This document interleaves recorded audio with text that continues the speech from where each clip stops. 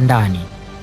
Lilikuwa ni jina ambalo halina maana ya kujidaidai, lakini Maria, ambaye ni bibi yake Adolf Hitler na mumewe mpya Myahudi bwana Johann Hiedler, wakaamua sasa kutumia jina la Hitler kama jina lao la ukoo.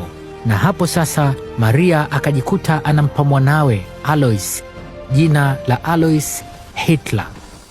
Mwanamke Maria, ambaye ndiye alikuwa bibi yake Adolf Hitler, alifariki akiwa na umri wa miaka 51 na akamwacha mtoto wake Alois akiwa na umri wa miaka 10. Huyu Alois ndiye aliyekuja kuwa baba yake Adolf Hitler.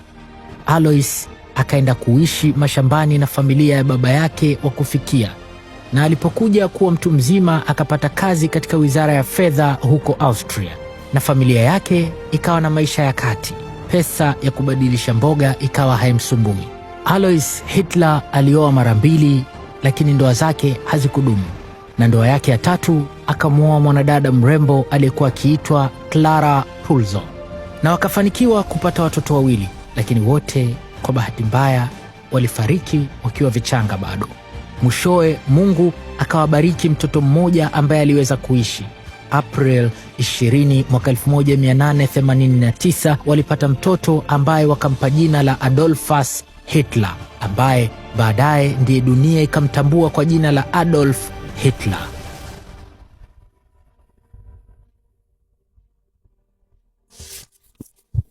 The Storybook.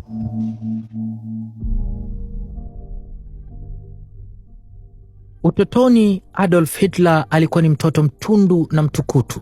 Alikuwa mkorofi sana, ambaye kila siku ana makosa. Na baba yake Adolf Hitler, mzee Alois Hitler, alikuwa ni mzee mkali na mkatili kwelikweli. Kwa hivyo utotoni Adolf Hitler alikuwa akitandikwa na kukutana na mbarati za baba yake kila siku ya Mungu. Utundu halisi wa Adolf Hitler ukachochewa kumfanya awe mtukutu zaidi kutokana na vipigo na manyanyaso toka kwa baba yake.